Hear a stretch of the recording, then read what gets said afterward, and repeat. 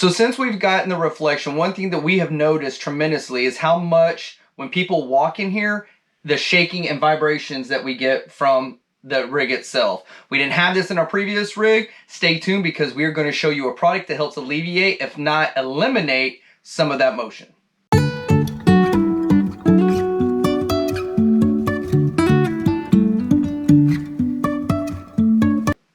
Welcome back to the channel, everybody. I'm Dan. I'm Kevin. And together we're Compass Roadz. Today we're going to talk about stabilization and problems that we've had, even though we've got 4-point leveling in this Reflection 303 RLS, which we absolutely love, but it still seems whenever we park it, we still have motion in the trailer when anybody is walking back and forth. So this is something that was new to us because in our previous rig, the stabilizers, the rear stabilizers to that trailer were actually all the way in the back of the frame of that rig, which was a 320 RS Columbus. It was made by Forest River. But it made a huge difference having that stabilization in the back of the trailer as opposed to in the 303 RLS, we have the stabilization right behind the tires. So right behind the tires, so you have a lot of real estate that is basically being, the tires act like a cantilever. We've already had the X-Chocks in there, but there's still a lot of vibrations. So we did get a chance when we were in Missouri on our way up to Michigan about a month ago. We stopped at a campground, ran into some people. They asked us how we liked our reflection. Long story short, turns out I used to work with this guy. When I was stationed in England, we both just got a little fatter and a little grayer since that time. But they actually had the MORryde hitch mount. Right. And they let us try it out for a night. So they just let us borrow it that night because we were leaving the next day, and it worked flawlessly. You could tell fell in love with it, yes. So much so that when we stopped at our next campground, which was in southern Michigan, southwest Michigan, we were only about, what, 40 miles away from Elkhart, where MORryde's at. So we made a trip and called them up and asked if they had these two stabilizing kits that they've got. And they said they did. Come on down. And we picked them up right there on that next day. So in this video, you're going to see us install them, and then we're going to come back at the end because it's now a month later since that video was shot, and we will give you our impressions in the outro of what we like, what we dislike about these. Definitely, so stay tuned. As we said in the intro, I'm going to do the shake test out here on the rig while Kevin is inside with a glass of water, and he's going to show you exactly what that shake does. So let's try it with the front of the rig first.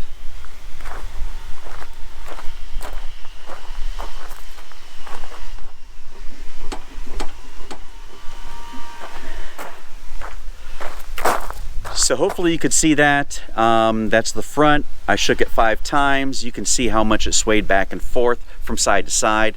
I'm also going to do it in the back. And now here's the shake test from the back of the rig.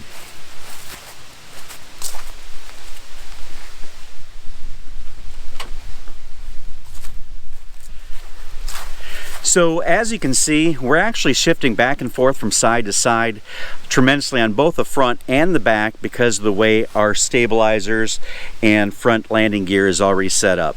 So we've got a solution to solve that, and we're going to see how that works. So we already put the upper brace or the upper bracket for the X brace on the driver's side or the left side of the rig already, and the reason we did that and we didn't film it is because we wanted to make sure that we had our technique right, because it's not as easy as the MORryde video makes it look. So one thing that the tool description, that the tools you're going to need, doesn't tell you is that you probably need a mallet, and we're going to show you why right now. So when you order your MORryde X brace 5th wheel stability system, when you installing the front part, it's going to give you installation instructions for 2 different methods. One method is the rigid square tubing at the top, which is this black sleeve. If you have 2 or less inches, you're going to, of this total sleeve, you're going to use one method. If you have 2 or more, you're going to use the method in which we are going to use, because we obviously have more than 2 inches. We probably have about 6 inches of square tubing right there. So the installation we're going to use is going to be using this bracket right here, where they've already welded basically the bolt to this the square or half square, whatever you want to call it, U-bolt, and it's going to go around the square tubing, the rigid square tubing, like so, and then you're going to put the other part of the bracket on the opposite side, on the inside of the leg.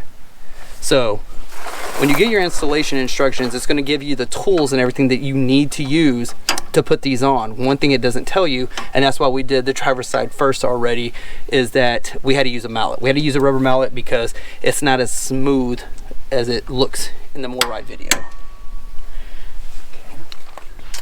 You ready? Yep. So it'll tell you the black pieces of the bracket. It's going to tell you to get that as close to the undercarriage as possible. Well, we have some foam insulation where they've insulated around the leg, I guess, to keep pest and water intrusion out, which is fine by me. So we're keeping it probably, we're gonna have to go up a little bit. So this part right here is probably gonna be about 1 inch from it. We'll show you on the other side after we get done installing this one. So you're gonna end up using, after he gets done banging on that, so it's gonna use a 1/2 inch nut. So you need a 1/2 inch socket in order to torque these, and you're going to torque them to 10 foot-pounds according to MORryde's instructions. Are those on already? Yep. So while Dan's getting the torque wrench so we can torque that to 10 inch-pounds, one thing you're going to notice is that it's going to have these hangers. Let me get this off.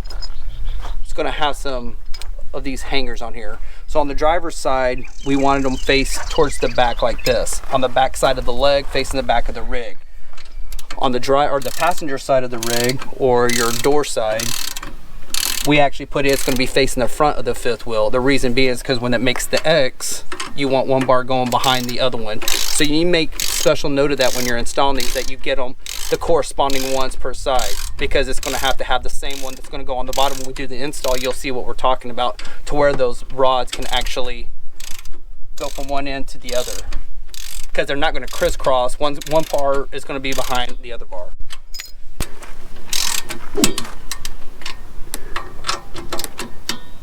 All right. Done. So where we remove the pin to the foot, we're going to install the bracket where the pin was. And you've got to make sure it's oriented so that the front of the bracket corresponds with the opposite upper bracket, so that the strut is going to be on the front strut versus the back side. And we're going to show you what that looks like when we get it all set up.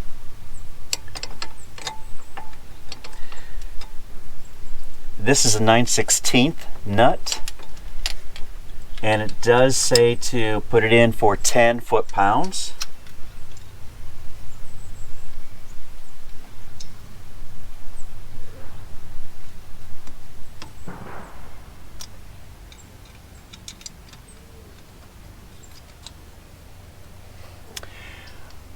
I'm going to use a torque wrench.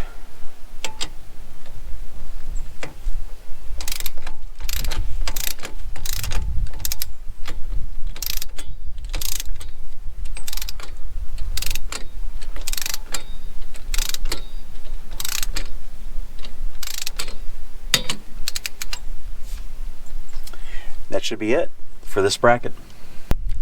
We already put the first of the two stabilizers on, and I wanted to point this out. This bracket is set in the back, and the stabilizer going across on the front of the other one is also in the back. So this stabilizer will stay in the back. The next stabilizer we put on is going to be on the front and is going to connect from the bottom to the top here.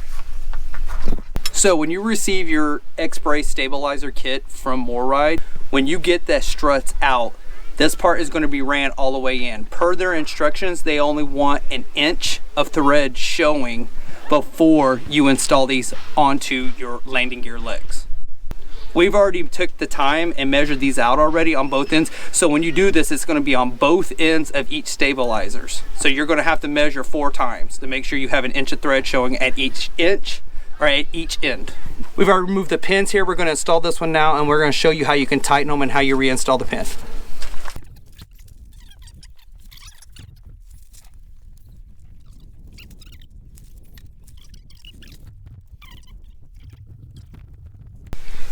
Once you've installed both ends of the strut Now you've got 7 holes here, and you've got to find one hole where you can push your spring pin all the way through. So you're going to twist both the bottom and the top tube, and you're just going to find one. It doesn't matter which of the 7 it is. In my case, it's going to be this one here, the second one. You put the spring pin in, and now we can tighten it up.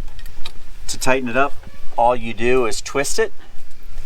You can feel it getting tighter, and boom, it's done. And MORryde says make sure you just hand tight, don't use any tools to tighten them up. That's going to wrap it up for the front stabilizers. Now let's stabilize the back. So now it's time to actually install the hitch mount stabilizer. We've already taken the liberty and put the pieces together. It's going to come with 2 feet, 2 inner legs, 2 outer legs, and then the hitch mount itself. The outer legs are going to be connected to the hitch mount with 2 bolts and 2 nuts. They're both going to be 9/16, and the feet are going to connect to the inside leg that's going to slide up and down the outer leg, and that's going to be connected the same way with the 2 bolts and 9/16 nuts as well. You do not want to torque these or tighten them down because you need these to be able to pivot, because obviously each campsite is going to have different pitches or whatever, so you're definitely going to be able to adjust these. So you definitely don't want to over torque those. Now Dan's going to come in and he's going to show you exactly how to tighten these up to make sure that you get the firmest stability that you possibly can out of the hitch mounted MORryde brace. The first thing you want to do is you want to extend these legs out as far as they can and put a pin in there. I've already taken the liberty to make sure that I put it out in the farthest hole possible. And then you take their strap that they include, attach one end through the eyelet,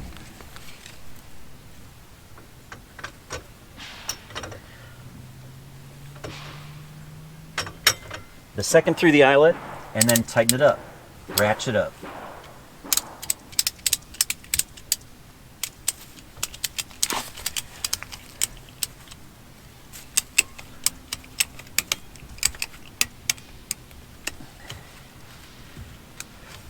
The good thing about this stabilizer is you can do it on grass, gravel, concrete, whatever surface you happen to have, and it works perfectly. So we've got it installed perfectly.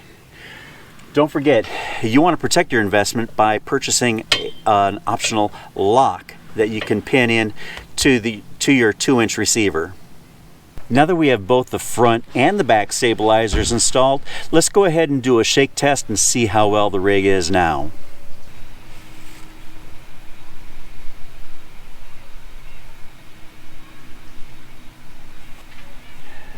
Now let's see what the front looks like.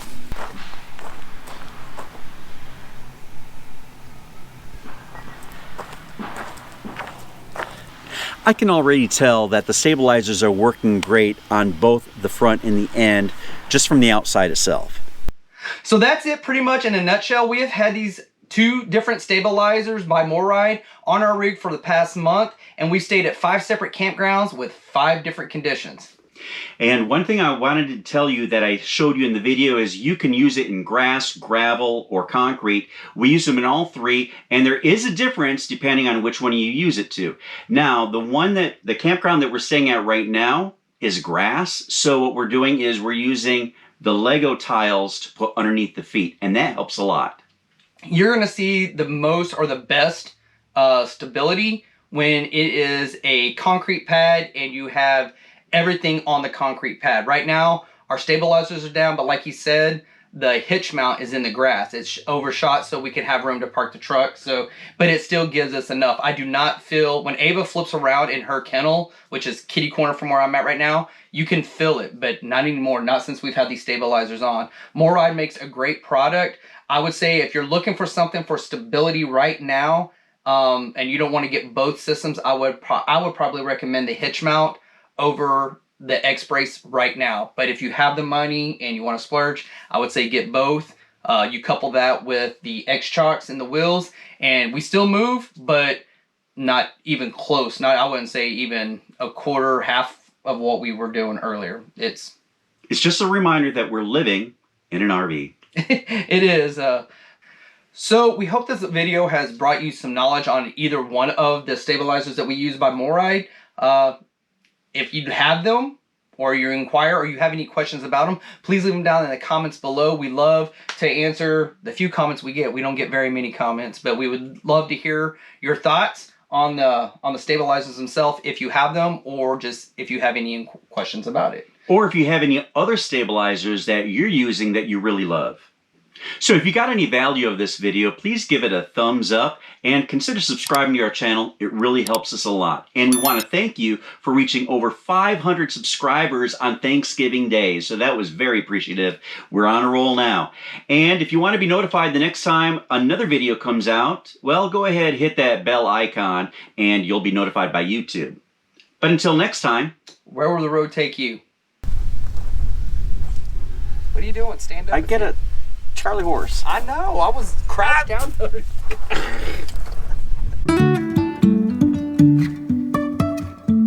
Life is a winding road, no telling where it goes. Driving through days and nights, won't stop for traffic lights.